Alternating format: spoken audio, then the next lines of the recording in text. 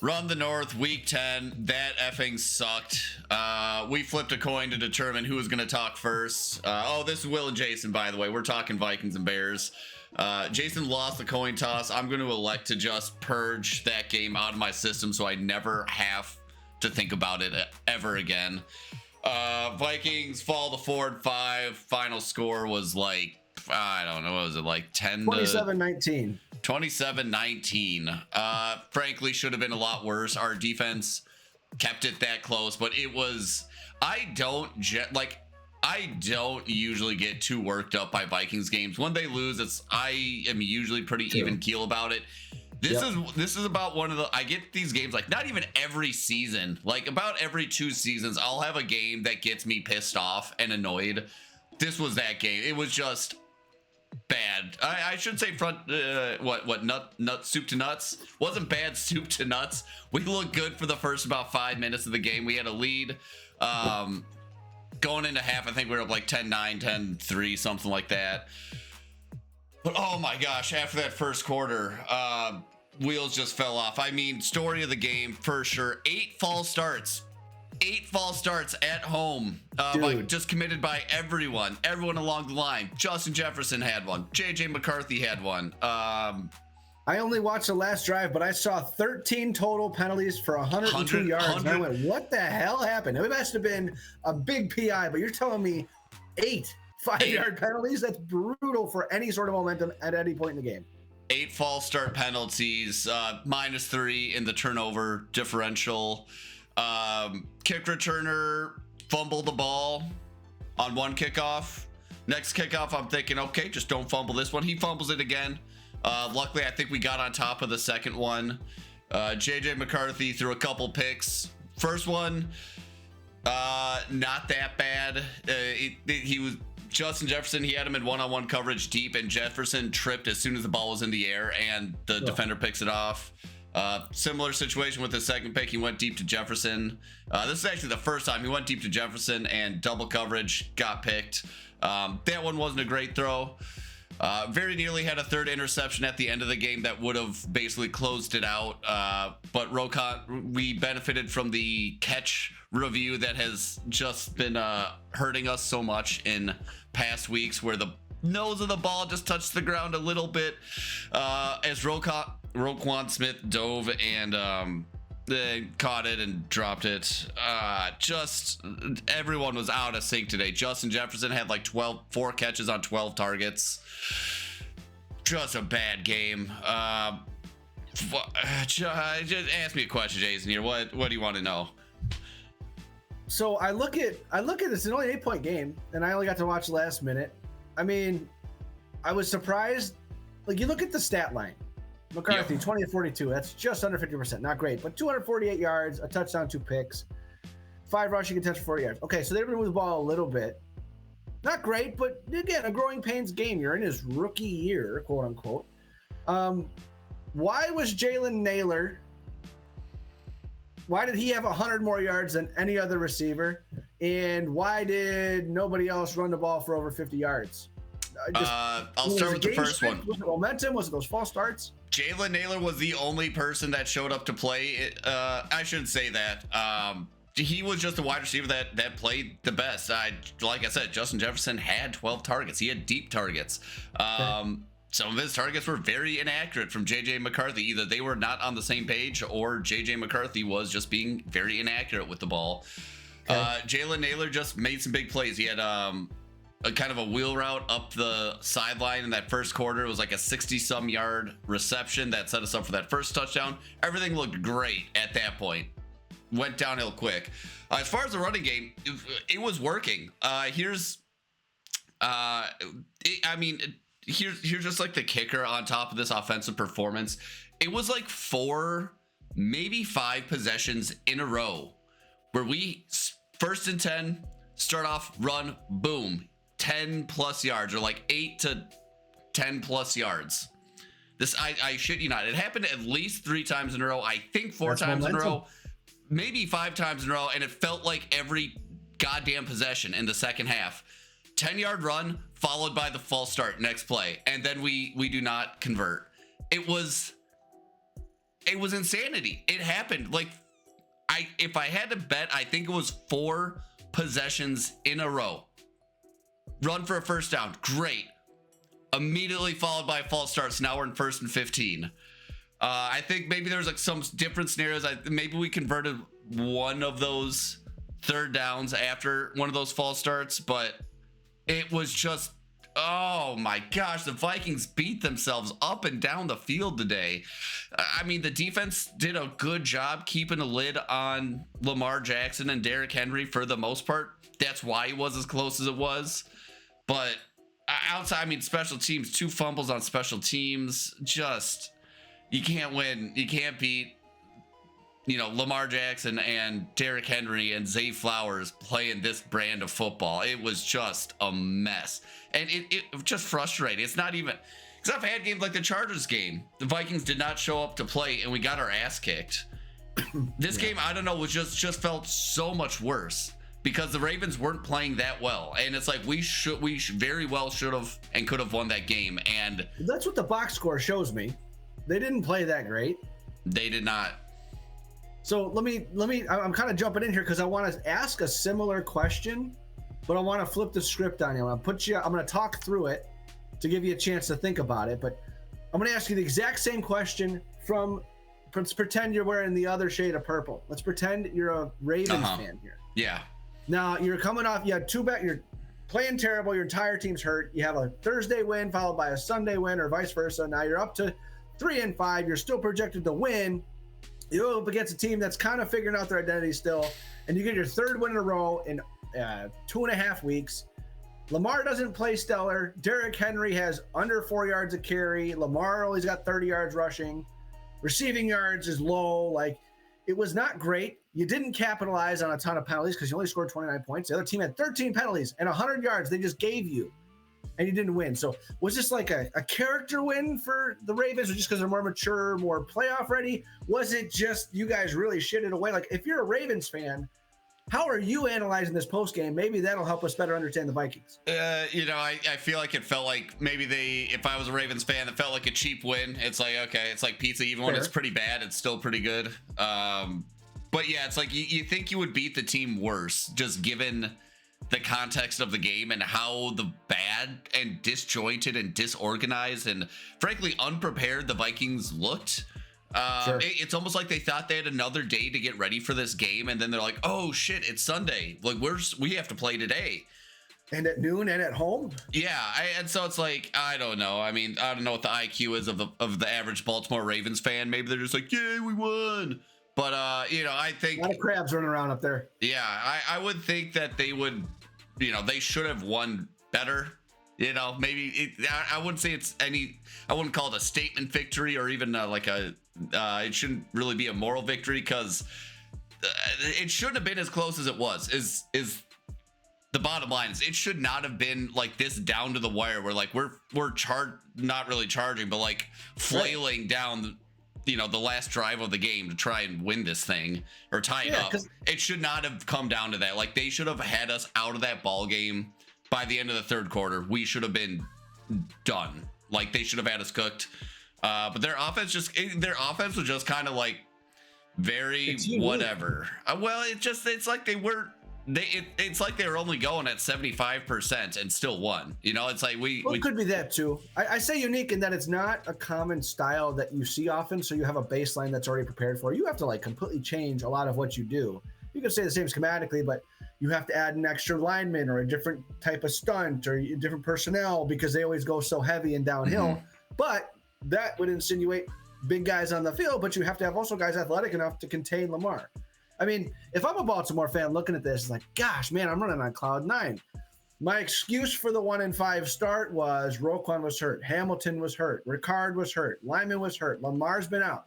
3 weeks in a row, we're 3-0, baby. We're favorites to win the division, and we just came and beat a Minnesota Vikings team on the road that's still searching for an identity. Baltimore all the way, because Cincy, of course, the Cincinnati Joe Flacco thing is going to flame out, which I saw a tweet today. Joe Flacco is averaging as QB1 in Cincinnati 25.1 fantasy points a game. In his career, Joe Burrow is only averaging 22.3. How about them apples? Hmm. And that's for you Boston boys. Your Will Hunting, right? Is it good Will Hunting? How you like them apples? Do you like Boston, apples? How do you like them apples? right? And then the Steelers, that's a like all gimmick to me because the defense isn't nearly what they were.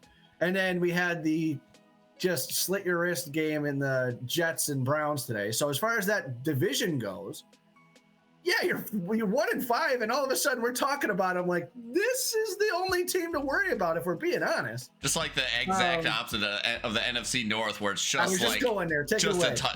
Oh yeah, I mean, if you put the Vikings, maybe by contrast, put the Vikings in the AFC North, and like, we're still right in there.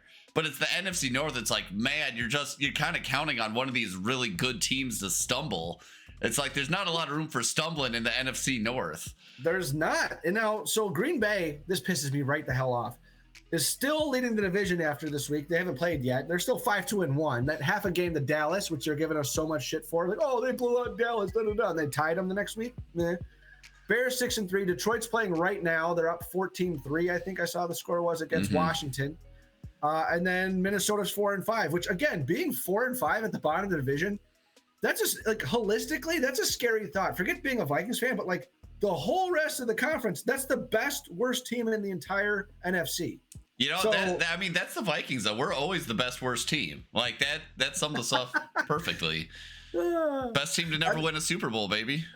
Yeah, and like, no other division's close, because it's well, I guess the Cardinals, but even then, if you're counting on Jacoby Brissett, you're sitting there, you're well, and the damning thing is every week, man. And the damnedest thing is the Vikings are 2-0 in the division. Like, bro, I'm getting off topic here. I just glanced Seattle, Arizona division game. There are 8 minutes left in the second quarter. Was it like 28-0? Rip Seattle right now. 35 rip. Sam Darnold has thrown for 162 yards and 1 touchdown. That's it. Charbonnet a touchdown. So there's Kalani, at least I don't know who that is. A rushing touchdown. So Jigba, big touchdown. There's got to at least be a pick six or something in there. This T Knight, whoever T Knight is on defense, Tyrese Knight looks to be an inside linebacker. 2 forced fumbles. I'm sure something got housed. That's crazy. That is. Because I was just about to wild. compare Arizona, just like still finding their identity, but nope. Never mind. We're gonna just scratch that and move on. Any other thoughts you have about the Vikings here? Because I mean, it's not like they're out of it. I understand it's a little demoralizing. I know it's, like you said, one of those that gets you fired up a little bit more than normal. Where are you at after this game, knowing you have to play the Bears next week, and we're going to that game?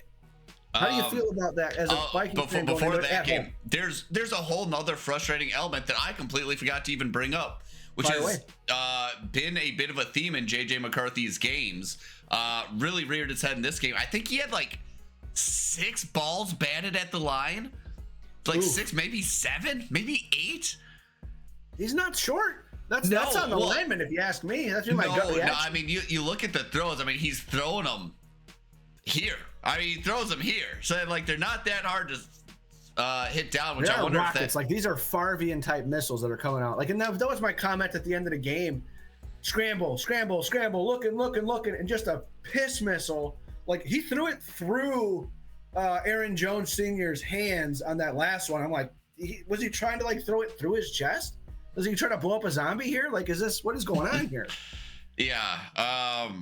So I think that's been something that KOC's talked about is like, we got to get him, like, teach him to layer it in there, which I think just means like, hey, take a little off and like air it out over the lineman, because otherwise it's going to get smacked down at the line 7 times a game. Because I think his final stat line, he was like 20 for 42 or so. I mean, he was under 50% completion rate, which is not good. And it felt not good, and it looked not good. But saving grace is this is his 4th game in the NFL, so he gets maybe a little bit of grace for that. And like if there's one thing about this kid, I think he does have the ability to learn and alter his game. And you are gonna have games like this with with essentially your first year QB. 2 years into Caleb Williams' career, I'm sure he had plenty of that as a Bears fan, plenty of those just head scratcher games where you're like, oh man, is this kid got it or not? So You know, I How think patient are you willing to be on that? Given it's his rookie year, but it's his second year, like not talking contract and money. That's obviously a factor, but like, how patient are you right now? Where's your meter at on the? I think he gets you know, he's got immunity this year, more or less. I think next year is where you need to see real growth, real leadership, real like we're winning this game because of JJ McCarthy, not in spite of him. I think next year is definitely like that telling year where you need to see a lot of growth because you can't, like, you just need to see him better and like stay healthy for a full year. I think otherwise, I don't know. It might be KOC's ass on the line. So I hear that, and I think exactly paralleled to the Cardinals right now, because the blessing and the curse is Jacoby Brissett. Like, is it more of a blessing that Wentz got hurt and that you have no choice but to go with JJ and see what he's got? Because like, you'd be stuck in this identity trap of like, oh well, Wentz has got the hot hand. You plan, well, we got to develop JJ, and he had an okay game, and justifying, and like, you know what I'm trying to get at? Like, I guess that's probably a blessing that Wentz got hurt, right? Just for that specific factor, maybe not the overall season. Here's the thing. If I was the Vikings only fan, I think JJ, you could give him 3 or 4 more years. But the problem is, I'm not the Vikings only fan. I'm maybe one of the most patient Vikings fans there is. The problem is, there are hundreds of thousands, if not millions, of Vikings fans that are not going to give that kid a second season if he's not showing out. That's why I say he's going to have immunity this year no matter what. He's going to have the job next year. But if he doesn't look good next year, like show something that the fan base can rally around, I don't know that he gets another year after that. Well, which is unfortunate because I mean, you know, he probably goes to another team after that and has a career year at that point. But just knowing how with social media and how you know, how emotional fans get and how short term their memory is, it's like they don't want to wait for a third year to see this kid develop, even though I think it was like year 3 when Josh Allen developed, which technically it'll be year 3 for JJ McCarthy, but I'm not going to count that first one when he was out. Right. So, long-winded answer. I think he's got next year to really prove himself and basically be like where Drake May is this year. This is Drake May's second year, right? And he's got everyone believing in him. So, you know, I think he's basically just got to have the Drake May, you know, career arc, I would say. But that's a completely different style of play. Like, you look at his numbers are fantastic, no question, but they're based on efficiency. And what McDaniels, the offensive coordinator, has, the same guy that was coaching Brady, is that he's got all of these checkdowns, intermediate short routes, all of these routes that are like high efficiency plays, and then you'll hit the bomb over the top. Whereas KOC is designing his offense not 1, 2, 3 low to high, it's high to low, where it's bombs and then check down if you have to. Mm-hmm. So that's something where I don't blame JJ so much for seeing a sub 50% passer completion percentage, just because of that. You know, it's like, you want to see him throwing safe throws, 60-70%, get his confidence up. But that's not the way your coach, the quarterback whisperer, is designing this offense, because he obviously has some sort of trust and capability in his capabilities. Mm-hmm. So and maybe he's not doing his young quarterback any favors, but you know, I think some of the criticism that's been leveraged against KOC is that he's too inflexible in his play calling, and that, you know, he doesn't adapt the way he calls the game based on either the quarterback that's behind center or you know, like early on with the offensive line troubles we had both this year and last year. It's like, hey, we can't run long developing plays with this line. Like, you need to get the ball out in 2 seconds. That's a shame, because that's a lot of how a lot of coaches and coordinators lose their jobs. And we spent all of last season like, he can do it with anybody. This is such a quarterback friendly system. It doesn't need to be. Well, obviously there are some tendencies, and you knew he has arm talent. He has arm strength and athletic ability, but the style that he grew up through college that won championships was not the style you're asking. So you should modify. You can keep the same concepts together. And we'll get to this a little bit more in the Bears game talk, but younger quarterbacks have zero experience these days under center, but that is a type of offense that lends itself to be quarterback friendly. We see that with Goff. He struggled until Ben Johnson brought it. Caleb, the numbers don't show it. We'll get into that later. Jackson Dart had his best game today playing under center. We're seeing that Jaden Daniels probably will never play under center. But so why do you say why does playing under center make it quarterback friendly? Because I thought shotgun was quarterback friendly because you can see the field a little better. So what about being under center? Well, it limits makes the field. And so under center is a truer, it keeps the defense more honest. Explain. It keeps the defense more honest because they don't have to they can't scream off the edges.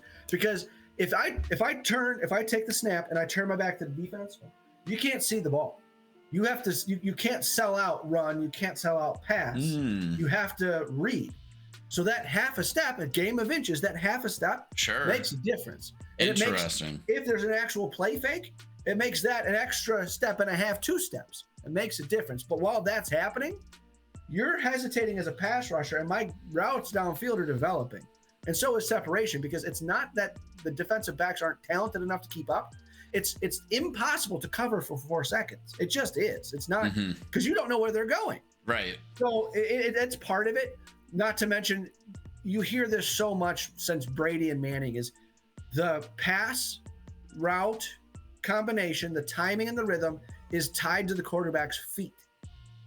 The timing, those plays are all calculated mostly off of under center timing, 1, 2, 3, shuffle, hitch, throw. Or when you're under center, it's different. It's a half a hitch, then throw, because you got the ball faster, you're seeing it faster, you're waiting to get it out, but you can't because you got to let the receiver get his steps in. It's a lot more favorable. It's harder for the quarterback, but it's also more favorable at the same time. We'll get into that later, but that's something I wish they would give JJ more, because I know he was under center a bit more in our first matchup. Game 1 of the season against Bears Vikings. Well, he was under center at Michigan too. I think that was like one of the things he had exactly going for him. Is like yes, Harbaugh had him under center, so maybe he is kind of a step ahead. It's hard to project like how ready any college quarterback is for the NFL, but I know that was one of like the benefits or the pros of JJ McCarthy. Is like he's actually taking under center snaps and he's like comfortable in the system like that. He's controlled a huddle. He's not one. He wasn't a play card guy. Oh, it's green for Spider-Man. It's no. It's like gun bunch X, nasty, right? Spider 2 banana. Like it's a real thing on 2. Okay, Gruden. Go. Yeah, well, I had to get one. I could call anything, but it's like I got to get one the viewers will love. Yeah. So you asked next week.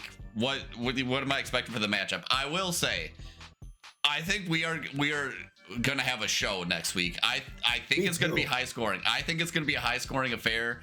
I think that this.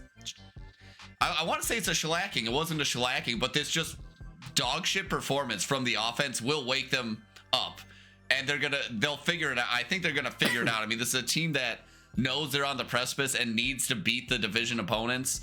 And at the same time, I mean, Ben Johnson obviously knows how to put up a lot of points on the board. It could be a race to 40 points. I don't know. That makes me uncomfortable. I'm not used to it. Yeah, I think it's going to be a lot of points next week. If I had to guess, I don't know what they're going to put the line at, but I might just take the over. My guts tell me the Vikings offense is going to spend some extra hours this week getting things figured out, because they don't want to put out whatever product they put out this week again against a divisional opponent. And I don't think Ben Johnson wants to lose to the Vikings again, to a essentially rookie quarterback. I just think there's going to be I think both teams are going to be airing the ball out. I think they're going to be ready for a fight. I'm really excited now. At the beginning of the season, I was like, yeah, that might be kind of a I don't know. Like, we might not know. Both these teams might be bad. You were cocky about it, and I was like, yeah, we're going to suck. And you were thinking the Vikings were going to take that one. Maybe. Anyway, I think it'll be a really fun game for sure. I think it'll be high scoring and entertaining. What do you think? And then let's talk about the Bears, because I'm done talking about this sorry ass week. Did you lose me? Did I lose you? You're mute, or I'm deaf. What happened? Oh, you left the call. That's why. Hello? For some reason, untouched, it gave me Google Gemini. I didn't touch a damn thing. Oh, thanks, Google Gemini. The AI feature no one asked for and everyone got. Anyway, I think it's going to be fireworks next week. What do you think? And then let's talk about the Bears, so I don't have to talk about this sorry ass team anymore. You betcha. It's gonna be a one to watch, and it's actually gonna shape up to be more fun. than I thought when I agreed to go to the game, a couple months ago. And I'm really happy for that for both of us. If anything, the whole point of this sport, if you're a fan, is entertainment. I think we'll get what we paid for, at least that much. Totally. I'm looking ahead to week 11 here. Chicago at Minnesota, 6-3 to 4-5. Noon game on the 16th.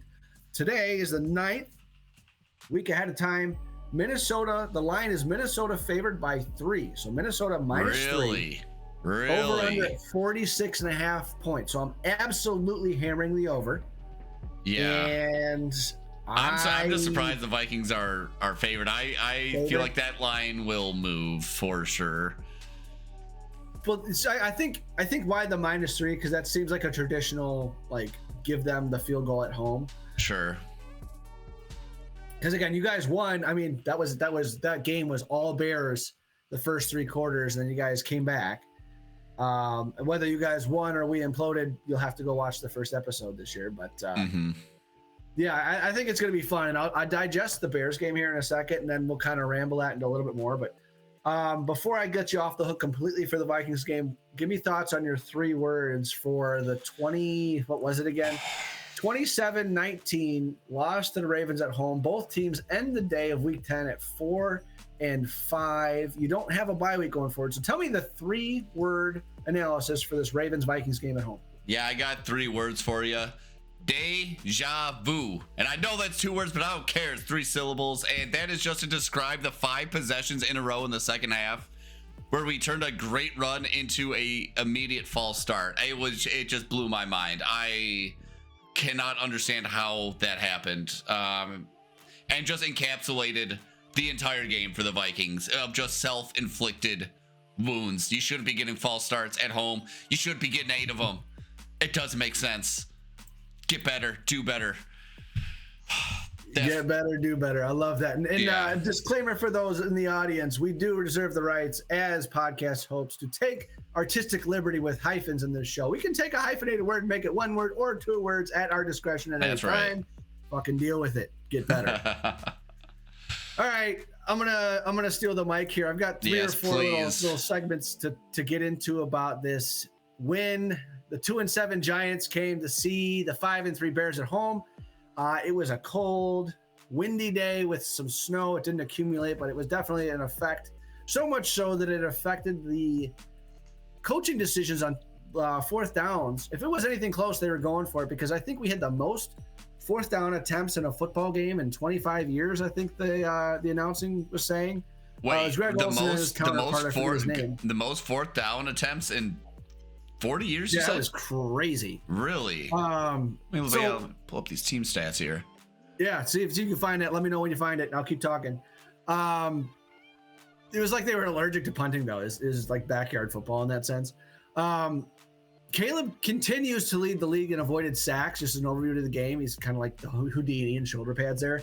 But I'll be honest, every time he escapes another one, I'm just waiting for the other shoe to drop. So I'm freaking out the whole time. You can see the talent's there. And quite honestly, every time he breaks one, you can see it's incredibly, almost stubbornly intentional that he wants to throw the ball. Because if he would take off and run on some of these, I have no question his stat line would surpass that of Jaden Daniels for his rushing lines. Like, Jaden Daniels has more designed RPOs for him. But the amount of scramble, like the amount of sacks from last year to this year, he was already like, it was like 4%, and the next best guy was 2.8% sacks avoided all year. He just took this to another level, because the Giants' defense is not great on paper. The only thing good they have is their pass rush on 3rd down. Everything else is kind of a liability. But yeah, they were in the backfield all day, but I don't think they were even recorded a sack. I'll have to check that in a minute. Early on, well, all day, my analysis for the Bears specifically, not even talking about the game itself for the Giants, but the Bears were playing like a dome team playing in the cold. Like, it wasn't as bad as like the Rams or the Dolphins, where you just know it's like, yeah, it's freezing. They're not going to play well. They had 2 drop touchdowns in the first 2 drives. We had 2 other, or maybe the 3rd other pick dropped.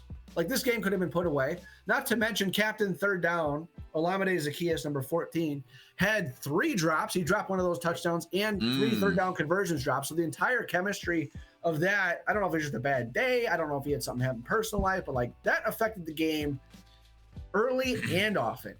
Not to say it cliche, like, that both are true. Rome had a couple of drops too. He's not without his warts. He had a couple of huge catches and a touchdown.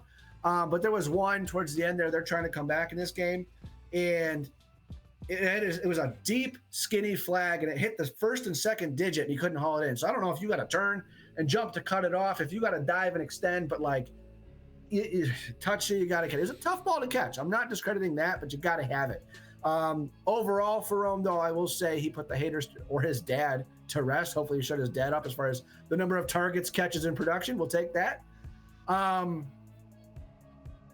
What Rome end up with here? I'm looking at it now. He had 6 for 86 and a tutty. That's not bad. Also, for your fourth down, 2 or 3 drops though, and 2 or 3 others that went over his head. So I think he might have had 10, maybe 12 targets.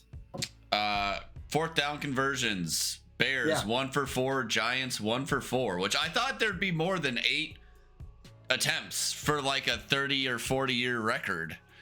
Yeah, it was bad. It was bad. The part that was, I can't tell, like, I don't think, I'm not going to put it on the weather. I love weather games. I think that's like true character and fun of football and football teams. But some of it was just sloppy as hell. And I'll say this now so we can get it out of the way, and we'll reference it throughout the talk of this game. If you listen this week, so Caleb had 20 of 36, 220 and a touchdown, no picks. Fine. Decent stat line. He had 8 rushes, 63 yards, and touchdown, including the game-winning touchdown, 29-yard rush. Sick, longest of his career. Fantasy-wise, I don't know what his total is, but it's not bad. Not as bad, not as good as last week. But if you hear anything other than Caleb Williams is the reason they won this game, not just in the fourth quarter, but throughout the game, then you know this 2 points. They don't know what they're talking about, and they didn't watch the game. Wow, so you're saying Caleb Williams won the game for them. Is that what you're saying? 150%. And I tried to distill out all the homerism. I talked to my old man before we hopped on too. Distilled out all the homer of like, Caleb Williams, yeah, hey, da-da-da. No. There were 2 or 3 drops, like I already said, by Zacchaeus, and then by Rome. If you add another 6 completions, you're 26 of 36. You're pushing 300 yards. You have 3 touchdowns. Okay, so like that's elite. That is Josh Allen. Okay, that's a Josh Allen game. And then you add 63 yards and a rushing touchdown. That's a Josh Allen game. You look at some of these throws. DeAndre Swift dropped 2 also. That would have been first down conversions, not so much big for the stat sheet, but efficiency stats and momentum in the game. The ball was placed well. No question about it. You know, you got somewhere, it was behind him and he dropped it. No, the ball was placed well and he dropped it twice. So you go watch the film, you will see what I'm saying. Again, they don't know what they're talking about, or they didn't watch the game. They're stuck on the narrative, or they didn't watch the game.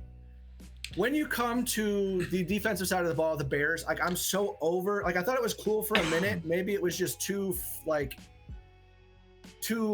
nuance isn't the word, but it's like too new and sexy, like a fun idea. Putting defensive tackles at defensive end for a guy that likes big defensive ends, it's not working. I get you're thin. It sucks. The only guy that I want to have that do that is number 9, Jerron Dexter, and they're not doing it with him.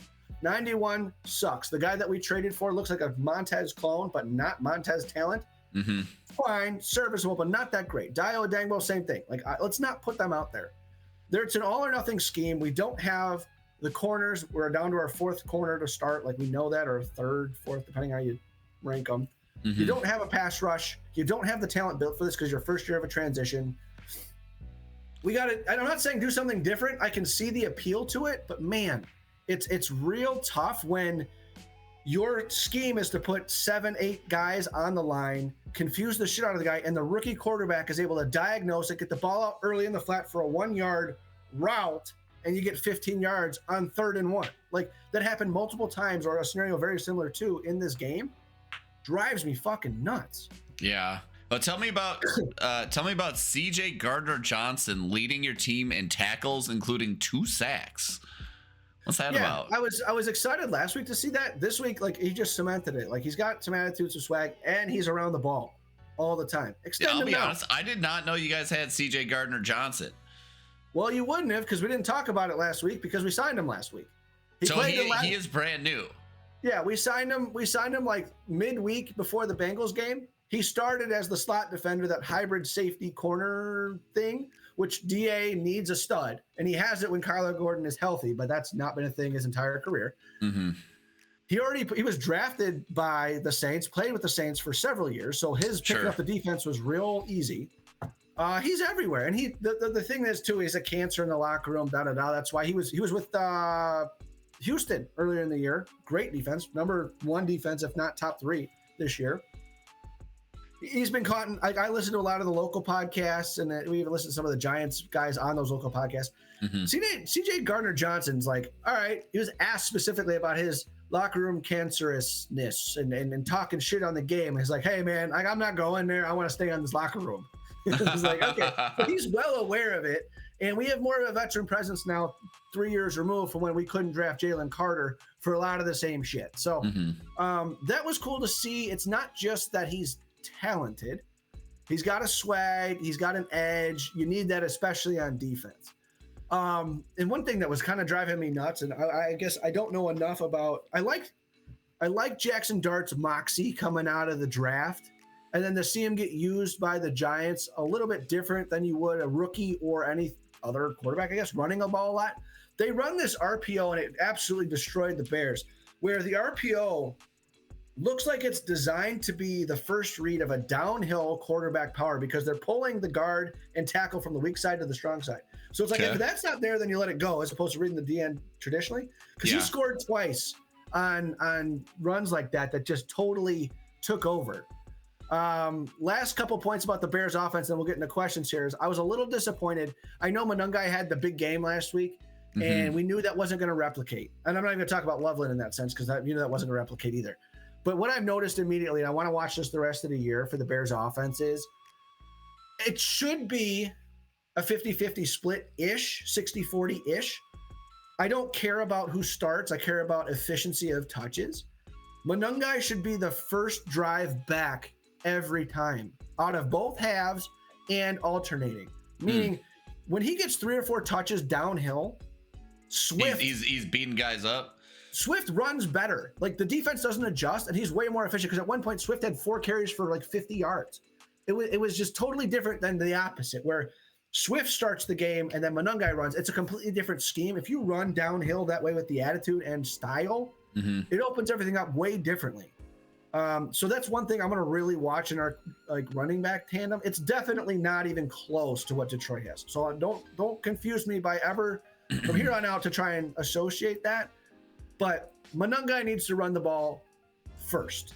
Yeah. Several times, and then get Swift going. I know Swift is paid more. I know Swift is more explosive. I know Swift is more veteran. That's why you set him up for success a little bit more. And you use the young cheap guy as a little bit more of a meat shield, you could say. Have him absorb some of the hits when the defense has their their fire going. It's a mindset. Absolutely. Absolutely. And one thing I got to say too, just in general about the game, I'm really glad, I'm grateful, I guess, that Greg Olsen called this game, because there was some shit that was going down. Like, there was a couple of penalties. Jackson Dart got hit, roughing the passer.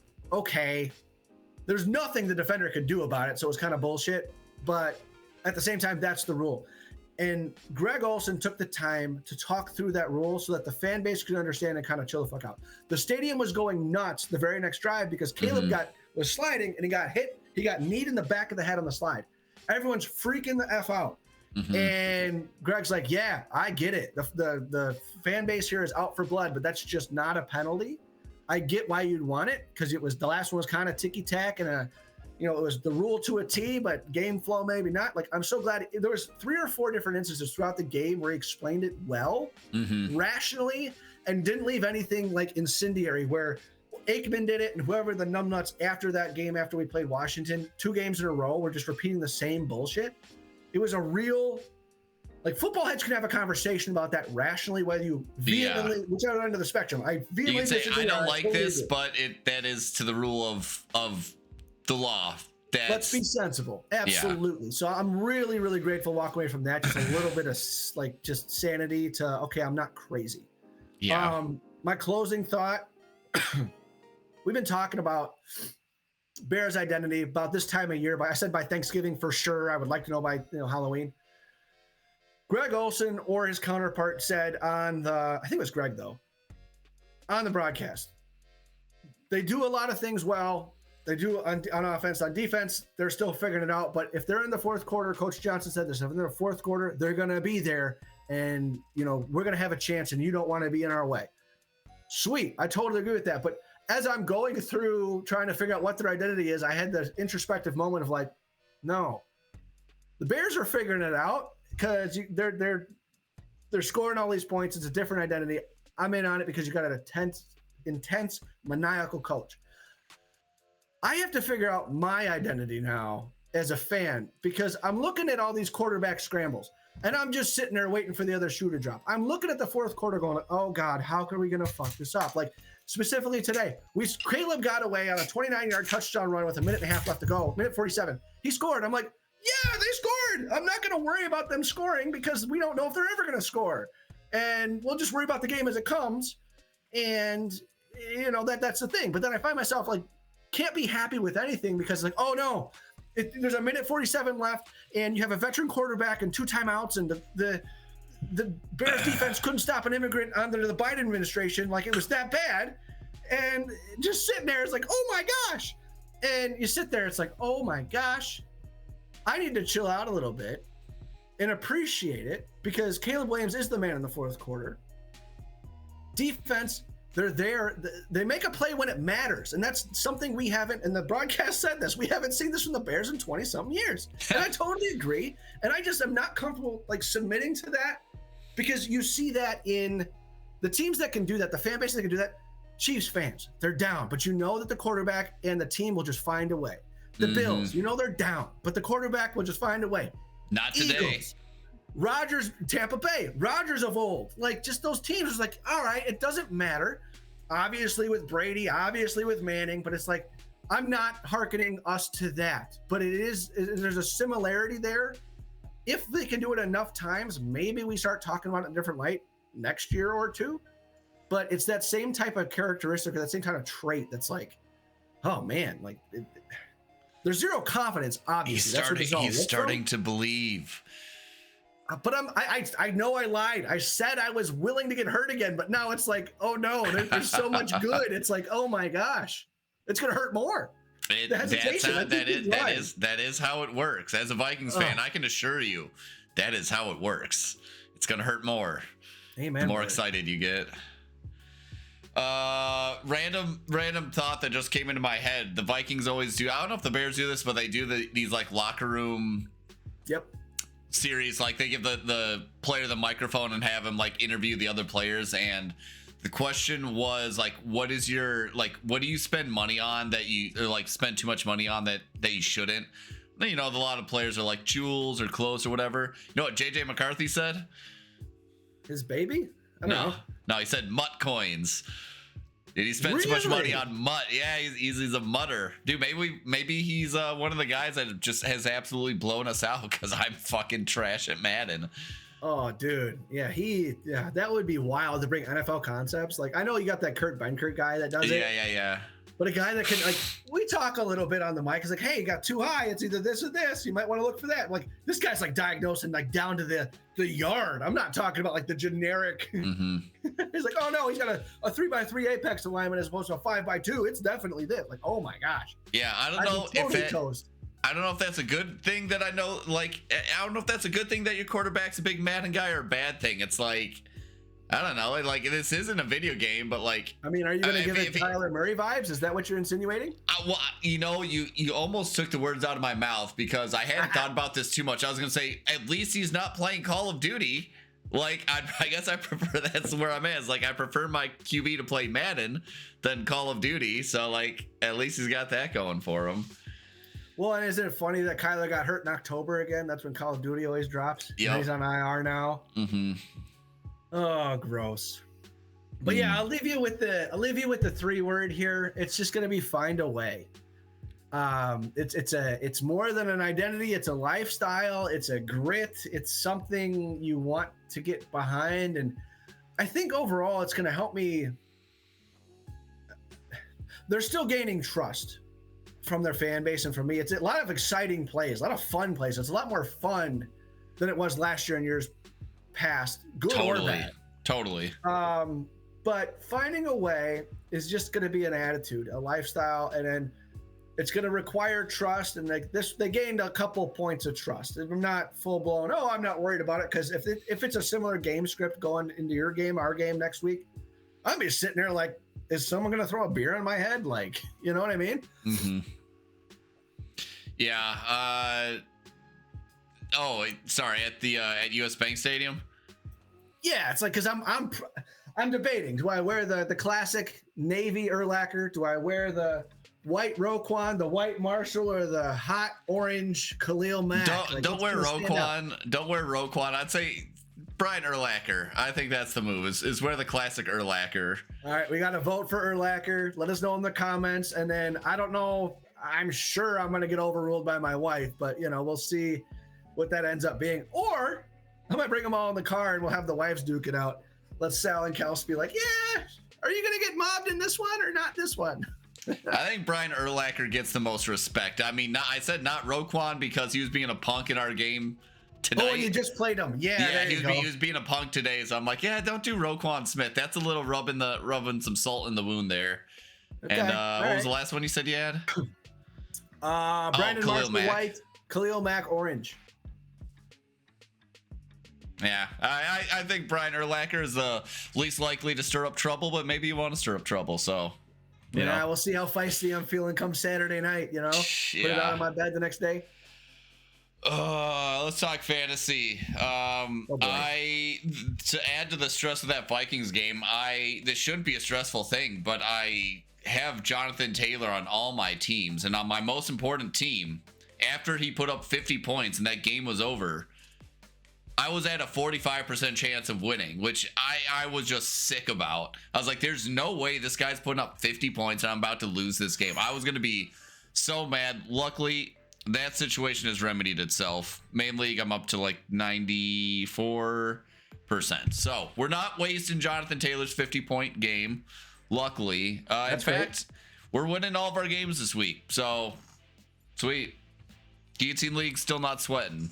I think I was just a little more prepared for that league than everyone else in my family, because I have not even been remotely close to the chop at any point of this season. Well, I love to hear that. That's something too, as they get through the new format, you'll learn, and we're kind of learning that in my league too for the Dynasty. Mm-hmm.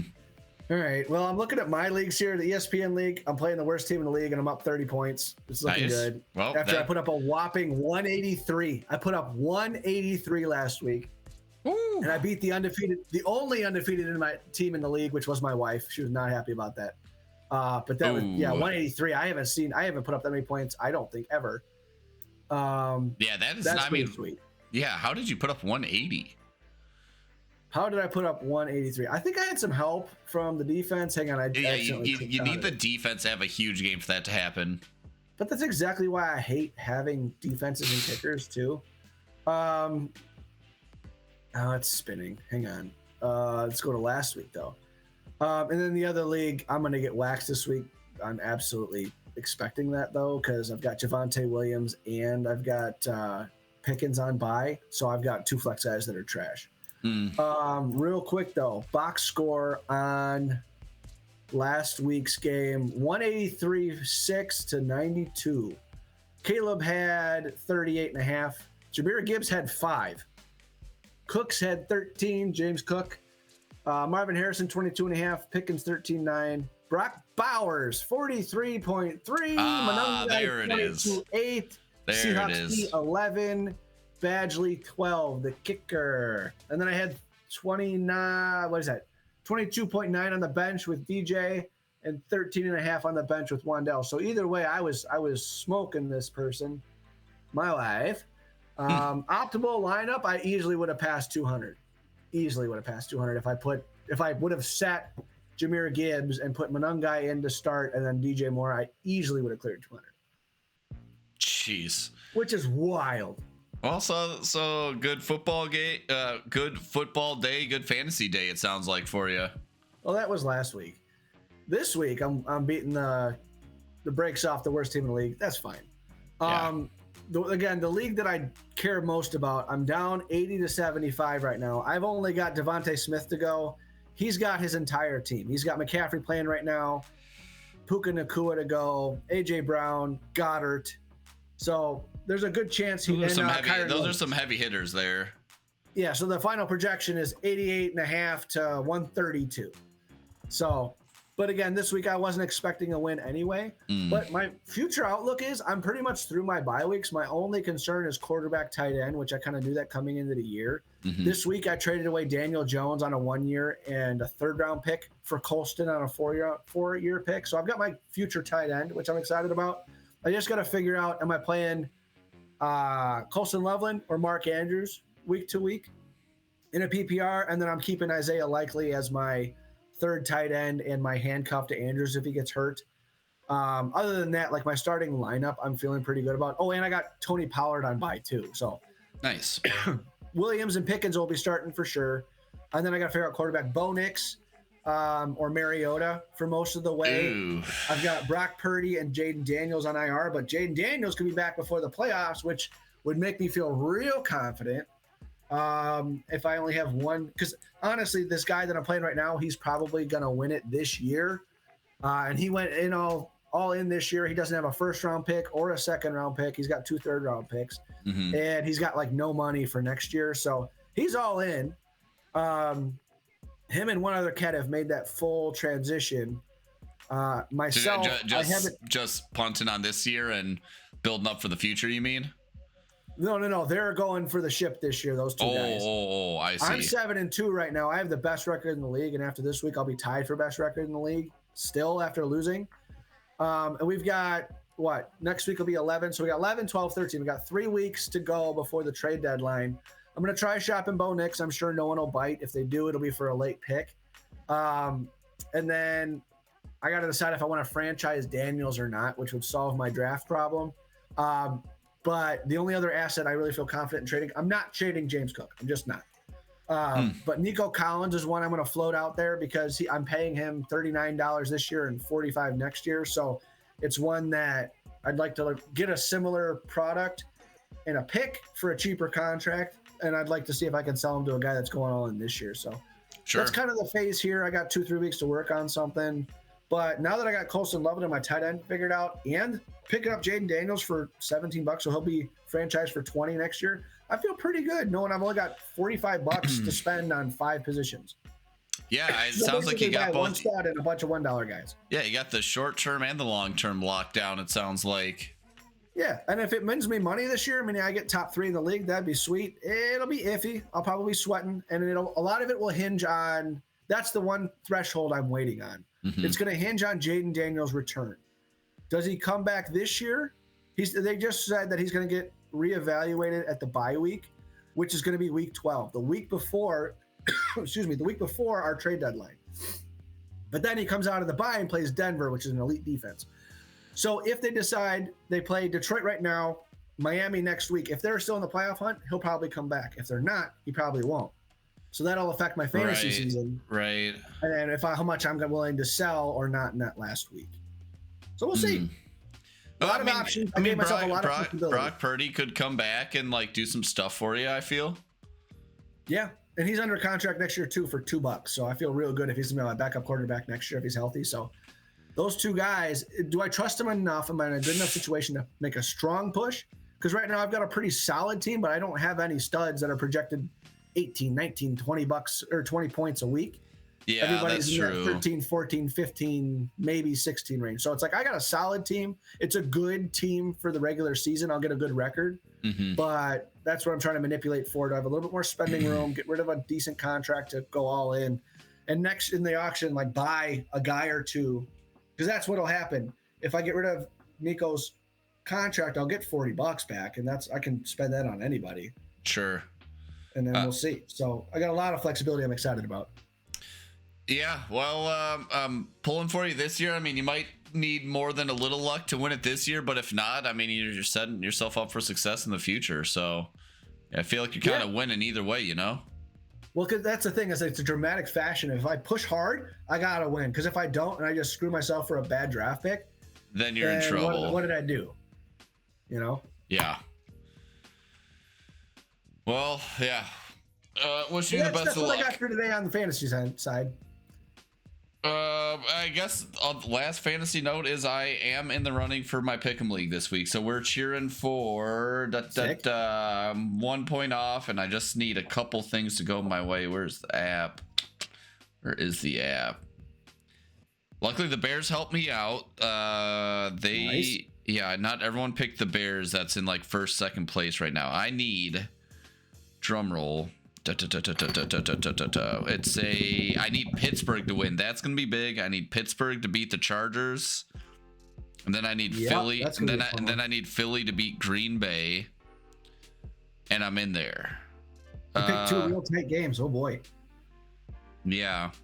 Who else picked? Gosh, don't you wish you picked Seattle 38-7 at the half? That's nuts. I did pick My Seattle. goodness. See, one other guy also picked Pitt and Philly. Oh man, so wait, I need Pitt, Philly, and a low scoring game, which I like the odds of that. And then I will win the Pick'em League. Yeah, we can do that. We can do that. All right. That's very feasible. Yeah, we're putting the viewers to sleep. Any last thoughts, Jason? Yeah, I didn't think I'd have to talk myself into being excited about a Bears win, but I kind of feel that way. Either way, I'm grateful. We're 6-3. Can't wait to talk and see what comes in next week. Hell yeah, love that. All right, I think that does it. Week 10, not quite in the books, but basically in the books. Will and Jason run the North. We'll see you later.